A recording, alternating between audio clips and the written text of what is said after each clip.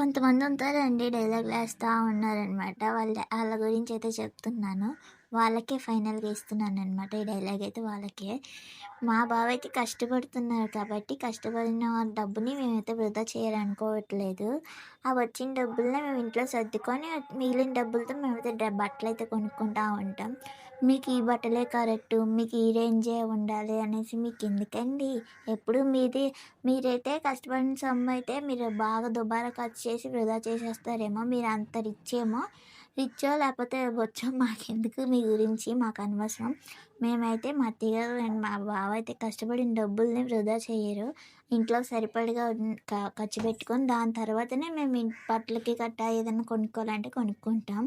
మీకు ఈ బట్టలే కరెక్ట్ అంటే అవును మాకు ఇప్పుడు మేము మిడిల్ క్లాస్ వాళ్ళం. మేము ఇలాగే యేసుకుంటాం. మా ఇష్టం అది. మా బట్టలు, మా డ్రెస్సింగ్ స్టైల్ మా ఇష్టం.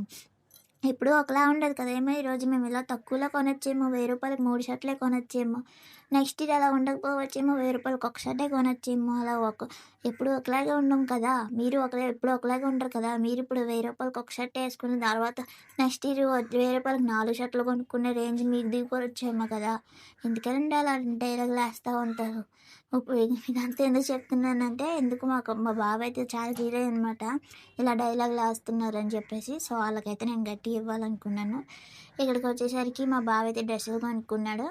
డ్రెస్సులు అవుట్‌ఫిట్ మొత్తం వచ్చేసి 5000 అయిందనమాట. మా బావకి ఓన్లీ 5000 అయింది. స్లిప్పర్స్ వచ్చేసి 900 అలా పడిందనమాట. నాకు కూడా ఇంకా బ్రాండ్ కొనేద్దాం బుజ్జి, ఇంట్లో ఖర్చులు జాగ్రత్తగా ఖర్చు పెట్టుకుందాంలే అని చెప్పేసి ఫస్ట్ టైమ్ అయితే బ్రాండ్ కొందామని చెప్పేసి బ్రాండ్ అయితే కొన్నారు.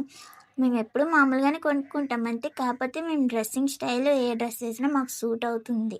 కాబట్టి మేము ఇలాగే యేసుకుంటాము. మాకిలా నచ్చుతాయి. న్యాచురల్‌గా ఉండడం మాకు బాగా ఇష్టం. అందుకే మేము న్యాచురల్‌గా, సింపుల్‌గా ఉండాలనుకుంటాం మేము. అంతేగాని బ్రాండ్ షర్ట్‌లేసుకొని ఇది బ్రాండ్ అని చెప్పి స్టిక్కర్ ఎట్టుకొని బ్రాండ్ అని చెప్పుకుంటూ ఊరేగమండి మేము. కొనుక్కుంటాం బ్రాండ్. అది ఎవరికీ కనబడదు అంతే.